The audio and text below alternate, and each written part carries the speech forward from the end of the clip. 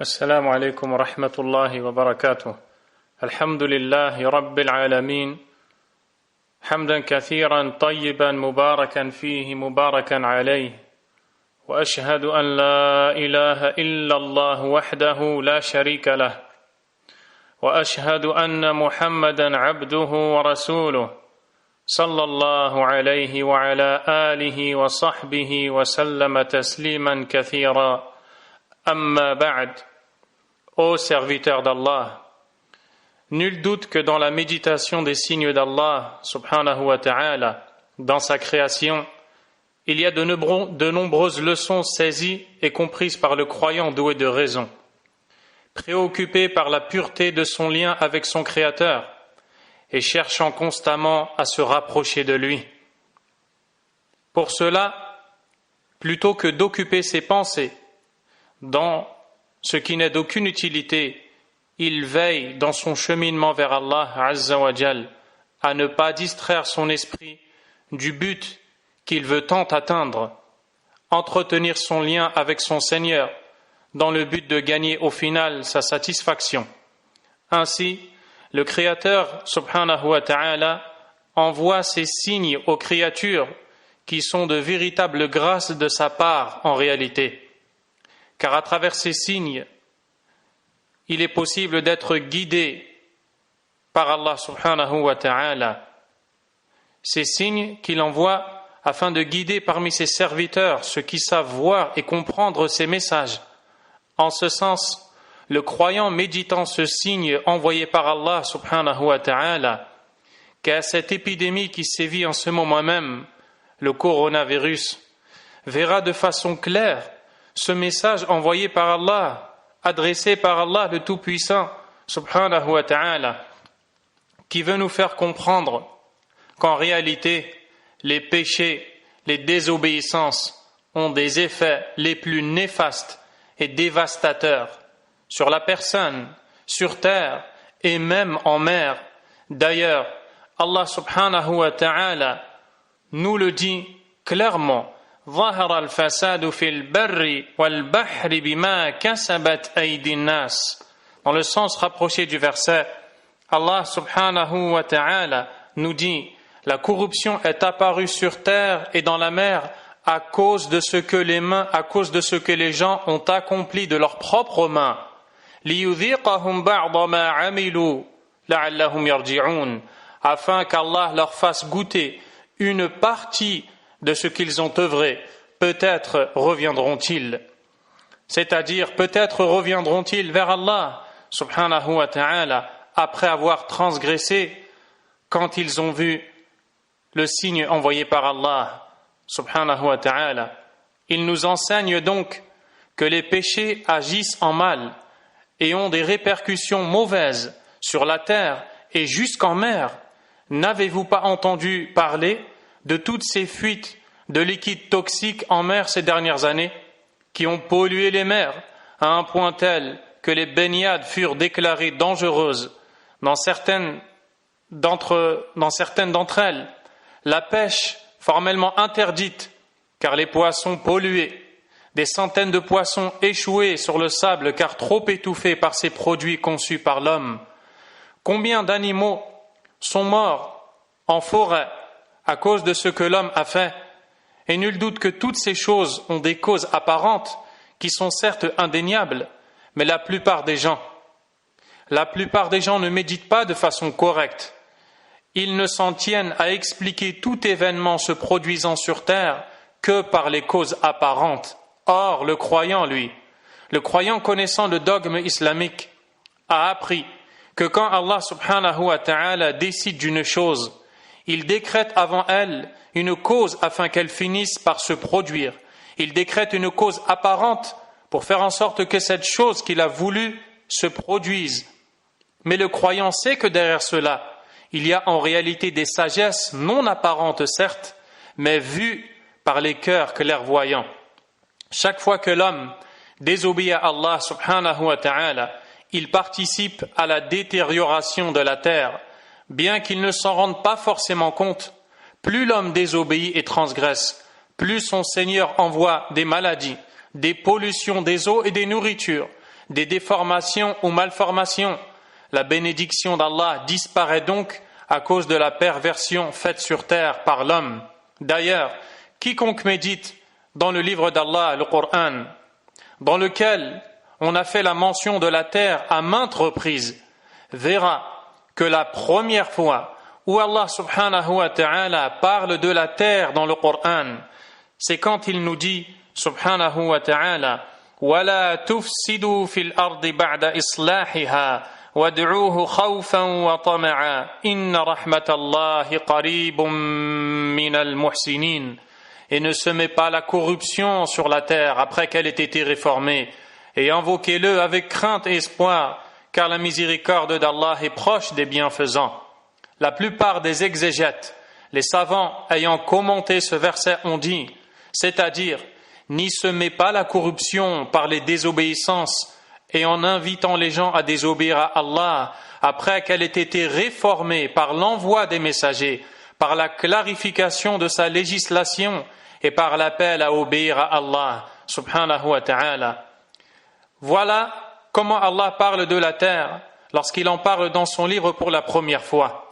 Quant à la dernière fois où Allah va parler de la terre dans le Coran, c'est pour dire subhanahu wa ta'ala يَوْمَئِذٍ تُحَدِّثُ أَخْبَارَهَا بِأَنَّ رَبَّكَ أَوْحَى لَهَا. Ce jour-là, elle contera son histoire selon ce que ton Seigneur lui aura ordonné. La terre témoignera de tout ce qui s'est produit en son sein, comme bien ou mal, car elle fera partie des créatures témoignant le jour dernier de ce que l'homme y faisait dans cette vie d'ici-bas. Et nul doute que ces maux et maladies qui nous touchent sont le fruit amer et la conséquence néfaste de nos péchés.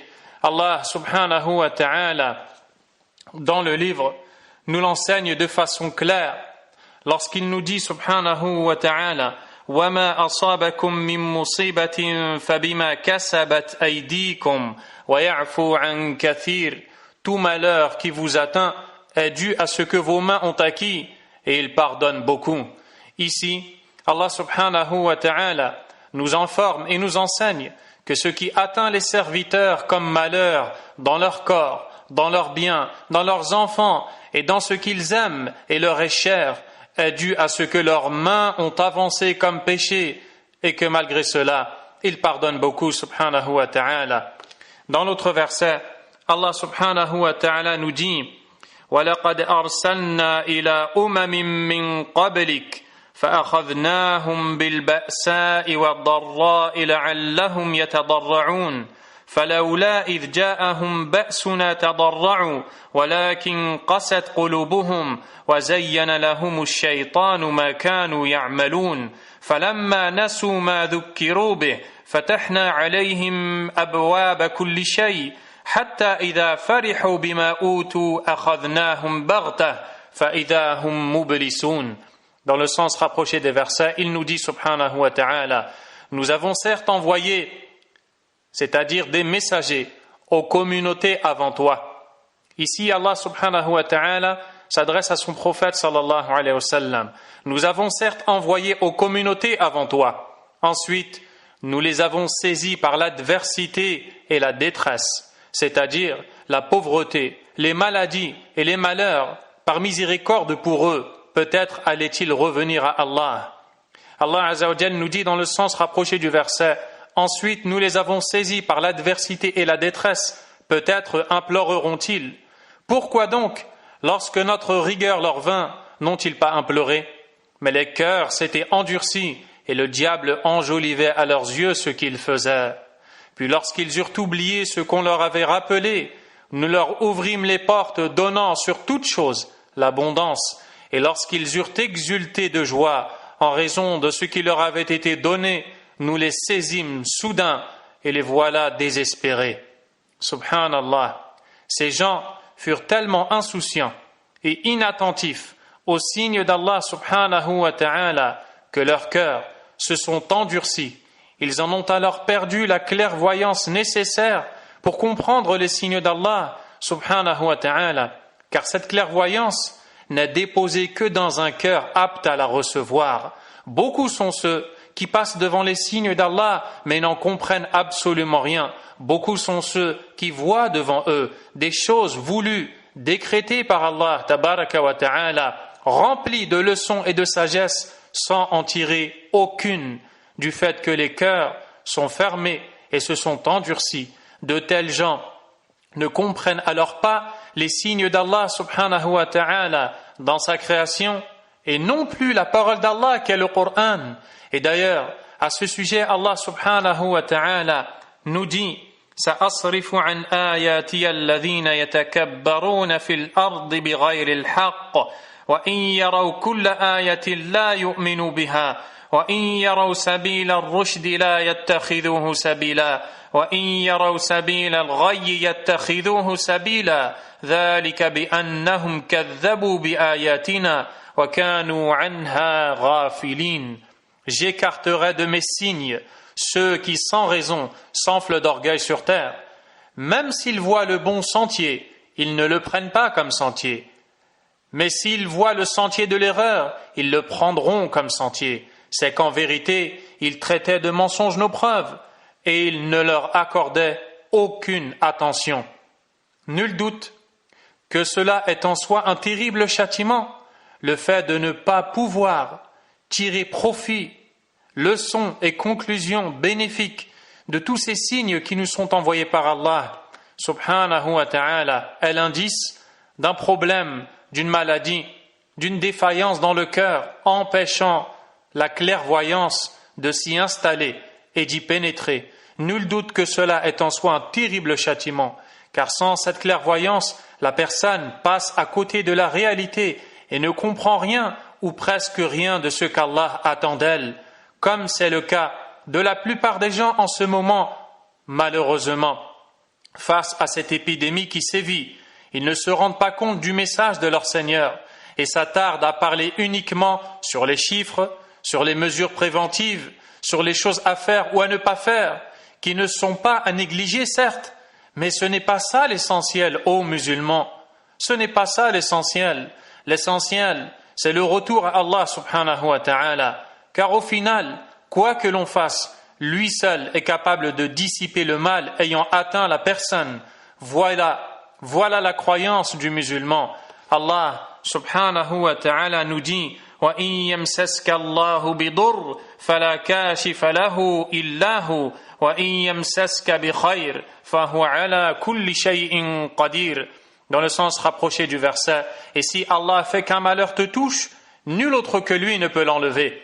Et s'il fait qu'un bonheur te touche, c'est qu'il est omnipotent. Subhanahu wa ta'ala. Comprenez cela, ô serviteurs d'Allah, et saisissez ce message d'Allah. Les malheurs nous atteignant sont dus à nos péchés. Certes, Allah Azza wa Jal nous l'informe et nous dit dans son noble livre « Inna Allah la yughayyiru ma biqawm hatta yughayyiru ma bi anfusihim » Certes, Allah ne change pas l'état d'un peuple tant que les individus qui le composent ne se changent pas eux-mêmes.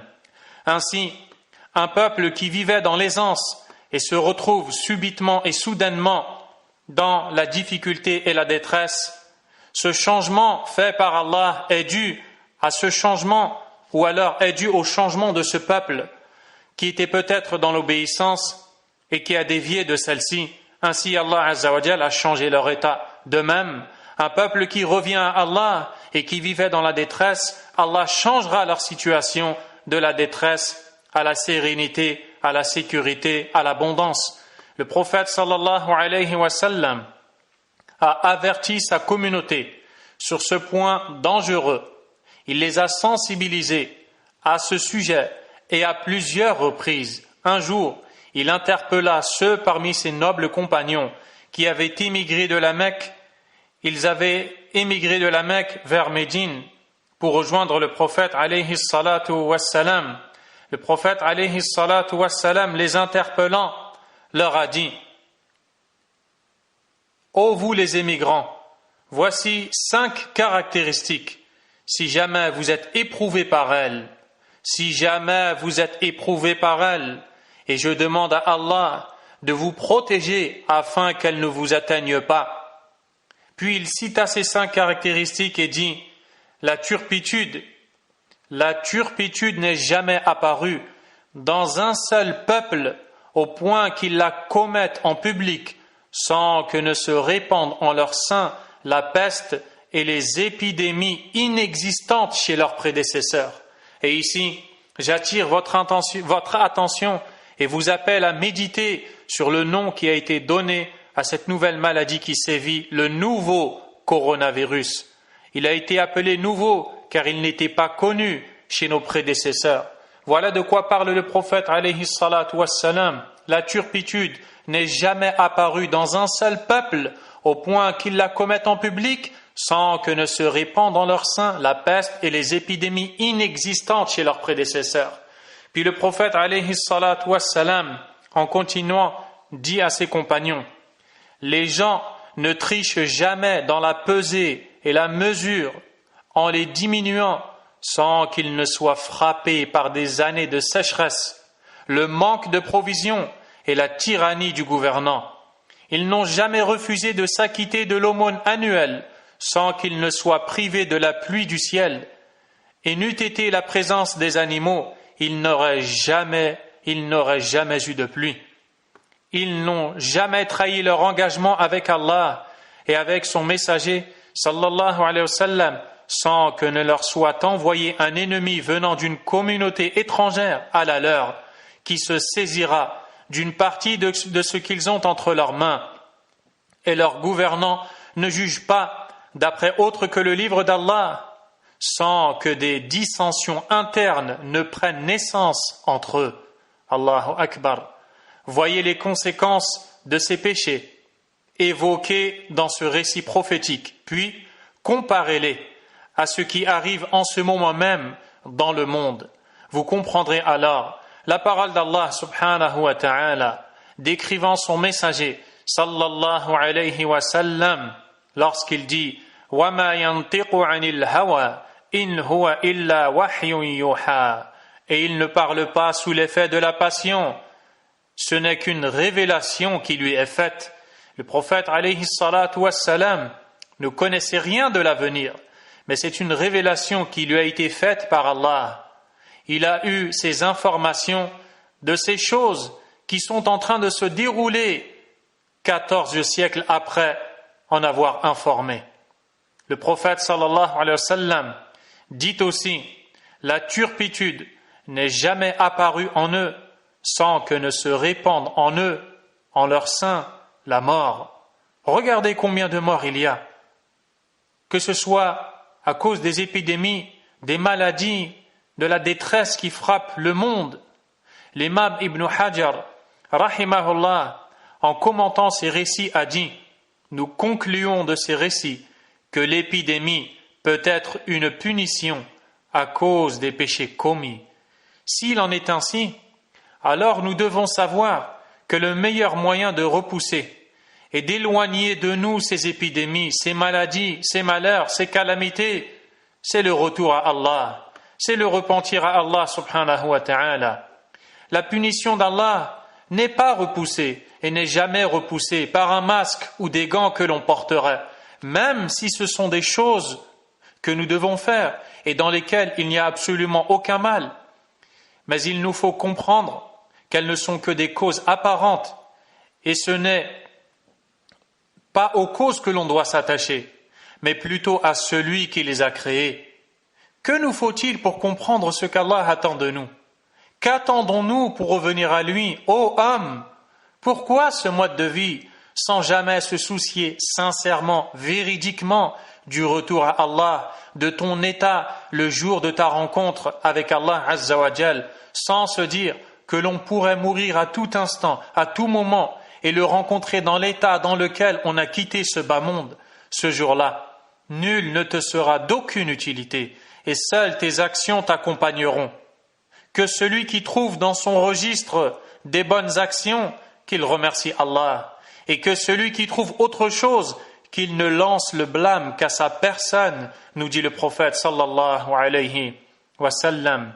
Et Allah subhanahu wa ta'ala nous appelle de façon claire, de façon éloquente, de façon explicite à revenir à lui et nous dit: wa anibu ila rabbikum وأسلموا له من قبل أن يأتيكم العذاب ثم لا تنصرون واتبعوا أحسن ما أنزل إليكم من ربكم من قبل أن يأتيكم العذاب بغتة وأنتم لا تشعرون أن تقول نفس يا حسرة على ما فرطت في جنب الله وإن كنت لمن الساخرين. Allah tabaraka wa ta'ala nous dit dans le sens rapproché des versets: et revenez repentant à votre Seigneur et soumettez-vous à lui avant que ne vous vienne le châtiment et vous ne recevrez alors aucun secours, et suivez la meilleure révélation qui vous est descendue de la part de votre Seigneur avant que le châtiment ne vous vienne soudain sans que vous ne le pressentiez, avant qu'une âme ne dise malheur à moi pour mes manquements envers Allah, car j'ai été certes parmi les railleurs. Ô toi qui es trompé par les faux espoirs, sache que le shaitan Iblis a été maudit, banni et a chuté de son rang honorifique pour avoir délaissé une seule prosternation qu'on lui ordonnait d'accomplir. Adam a été exclu du paradis pour une seule bouchée de cet arbre qui lui était interdit. Le meurtrier a été privé d'entrer au paradis après l'avoir vu de ses propres yeux, car ses mains étaient couvertes de sang. Une femme est entrée en enfer pour avoir laissé mourir une chatte sans l'abreuver ni la nourrir. Un homme peut prononcer une parole à laquelle il ne prête aucune importance, mais qui le jettera au final en enfer d'une distance plus grande que la distance séparant l'Orient de l'Occident. Un homme peut obéir à Allah pendant 60 ans, puis lorsque vient la mort, il transgresse. Ainsi, ses œuvres se concluent par un mal qui le fait entrer en enfer. La vie ne vaut que par sa conclusion. La vie ne vaut que par sa conclusion et les actes par leur fin. Celui qui perd ses ablutions juste avant le salut final de la prière annule tout ce qui a précédé de celle-ci. Celui qui mange avant le coucher du soleil perd complètement son jeûne. Et celui qui œuvre en mal à la fin de sa vie rencontre son Seigneur dans cet état. Si tu donnes une bouchée de nourriture en aumône, tu la retrouveras dans l'au-delà, mais c'est l'avidité qui te nuit. Combien de fois la récompense divine est venue à toi, elle s'est postée devant ta porte, mais elle a été repoussée par ton gardien nommé plus tard. Peut-être, nous verrons, ces mots qui ont tant détruit la personne et qui l'ont empêché d'avancer vers Allah subhanahu wa ta'ala. Existe-t-il en ce bas monde et dans l'au-delà un mal ou une maladie sans que leur cause ne soit les péchés et désobéissances? Qu'est-ce qui a déchaîné la tempête contre le peuple de Ad, dont Allah nous parle dans le Coran, au point de les jeter sans vie au sol, comme s'ils étaient des troncs de palmiers morts, et qui a détruit tout ce qu'elles rencontraient parmi leurs demeures, leurs champs, leur culture et leurs bêtes, au point qu'ils deviennent un exemple pour les communautés jusqu'au jour de la résurrection? Qu'est-ce qui a envoyé contre le peuple de Thamoud le cri qui leur déchira le cœur, et la poitrine, si bien qu'ils moururent jusqu'au dernier? Qu'est-ce qui a élevé la cité de Lot, le prophète Lot, au point que les anges entendent les aboiements de leurs chiens, puis il la retourna sur eux? Comment réussir avec une foi insuffisante, un espoir démesuré en ce bas monde, une maladie du cœur pour laquelle il n'y a ni médecin ni visiteur, des passions éveillées, une raison assoupie, perdue dans sa confusion, indécise dans son ivresse, plongeant dans les profondeurs de son ignorance, mal à l'aise avec son Seigneur, épanoui avec ses créatures? Parler des gens est son fruit et sa subsistance, et évoquer Allah est sa prison et sa mort. Il n'accorde à Allah qu'une part infime de ses actes apparents, alors que son cœur et sa certitude vont à d'autres. Ainsi, toi qui ne pries pas, toi qui ne pries pas correctement, toi qui n'accomplis pas ta prière à l'heure, toi qui ne t'acquittes pas de l'aumône, toi qui ne s'empresse pas d'accomplir le pèlerinage dans la maison sacrée, toi qui romps les liens de parenté, toi qui tires profit des intérêts de l'usure, toi qui mens, toi qui trahis, toi qui vis un mode de vie où chaque jour tu commets les désobéissances à Allah subhanahu wa ta'ala, à quand le retour? Si ces signes qu'Allah envoie subhanahu wa ta'ala ne nous servent pas, c'est bien l'indice de la présence d'une maladie profonde dans nos cœurs. Et nous devons savoir que par Allah, les maladies atteignant les gens dans leur corps ne sont rien comparées à la maladie d'un cœur. La lumière qu'Allah tabaraka wa ta'ala met dans le cœur, la lumière dont Allah azza wa jal a parlé lorsqu'il dit « Awaman kana mayta fa ahyaynah wa ja'alna lahu nura yamshi bihi fi an-nas kaman mathaluhu fi adh-dhulumati laysa bi kharijin minha » dans le sens rapproché du verset. Allah subhanahu wa ta'ala nous dit « Est-ce que celui qui était mort et à qui nous avons rendu la vie, nous lui avons accordé une lumière par laquelle il marche, par laquelle il circule au sein des gens, un meilleur, ou alors est-ce celui qui est dans les ténèbres dans lesquelles il ne cesse d'errer ?» Allah tabaraka wa ta'ala nous dit « وَمَنْ يُرِدِ اللَّهُ أَنْ يَهْدِيَهُ يَشْرَحْ صَدْرَهُ لِلْإِسْلَامِ » Et quiconque Allah veut le guider, il fait que sa poitrine s'épanouisse à l'islam. Il lui élargit sa poitrine à un point tel qu'il se sent épanoui dans l'accomplissement des ordres d'Allah subhanahu wa ta'ala. Il aime ce qu'Allah aime, déteste ce qu'Allah déteste. Il revient à Allah, il se repent à Allah, il s'améliore, il se réforme, il purifie son âme, il demande le pardon d'Allah pour ses péchés. Il ne cesse de se remettre en question, il se corrige et il ne se fait jamais avoir dans son cheminement vers Allah qui s'arrêtera avec la mort. Qu'Allah fasse que nous soyons sur la voie droite.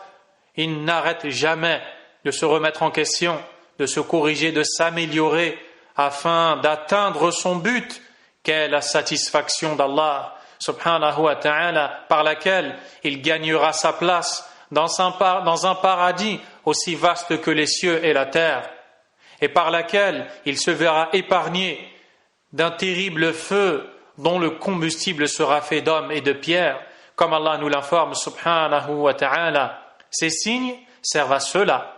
Voilà la réalité de la vision du croyant. Voilà le regard que porte le croyant lorsqu'il voit ces signes envoyés par Allah subhanahu wa ta'ala.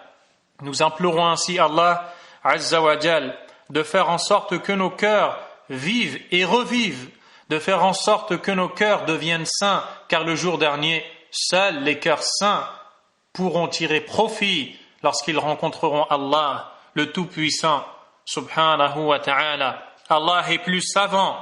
Ce qui a été dit dans cette intervention et qui est correct n'émane que d'Allah et n'est que le fruit de la grâce pure et du bienfait d'Allah, subhanahu wa ta'ala. Quant à ce qui a été dit de faux ou comportant une quelconque erreur, cela est dû à Shaitan et à l'âme de la personne qui s'adresse à vous. Qu'Allah nous pardonne. Wallahu a'lam.